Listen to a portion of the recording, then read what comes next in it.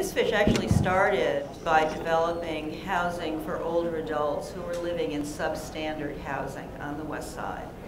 And then, that was in the late 70s. But in the early 80s, there was a proliferation of women who were living on the street on Broadway with all their worldly goods around them, and clearly were homeless, and clearly were troubled in some way or another.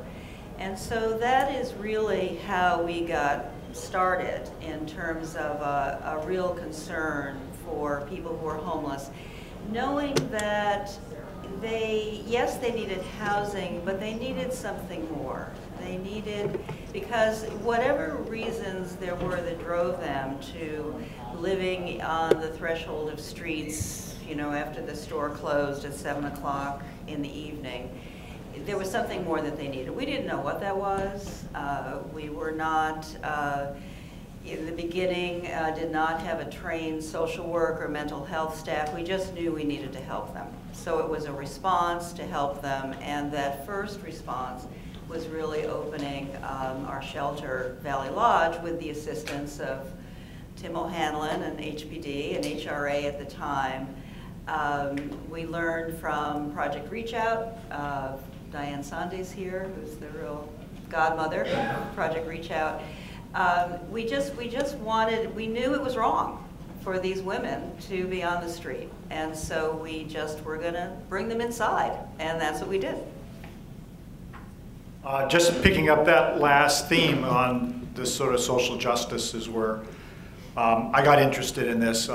Community Access was founded by professionals and ex-patients and friends connected with Manhattan Psychiatric Center, and they had managed to buy 2 tenement buildings in the Lower East Side, and some of the tenants were people that had been in the hospital and been referred from the 3rd Street Men's Shelter, which is now a treatment facility, but it was the main men's shelter, and then low-income families. And as Laura just said, there was no professionals there. There was a super in the building, and then there was I had a partner, and we worked there 8 hours a day, and just the building and the tenants, and we fixed one room up to be a sort of a community space. But the tenants paid rent, and they sort of watched out for each other, and it was just this sense that when I first walked in, seeing people in these clothes that had been donated to the hospital, and so they were like 4 years out of fashion, and they didn't fit, and it just seemed completely wrong that people should have to exist that way. So I got excited by the possibility of coming and, you know, fixing the buildings up was my original thought, and then it kind of spawned a whole career. That's what motivated me.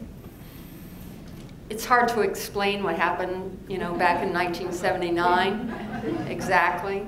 It had something to do with the New York State Supreme Court ordering the city of New York to shelter all the homeless men and subsequently women who applied for shelter.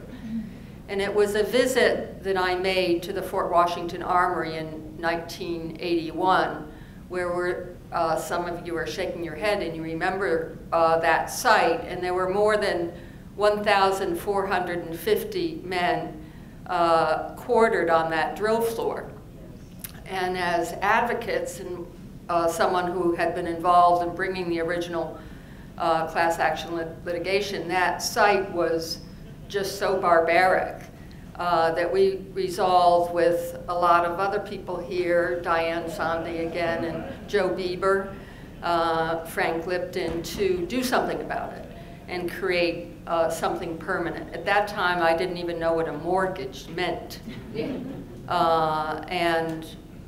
But it was that site of, there were actually lines underneath the beds. There were blue lines for the beds for people who had TB, and yellow lines for people who were actively psychotic, and red lines for people living with AIDS. And those lines were on the perimeter of the drill floor, so that the security guards that were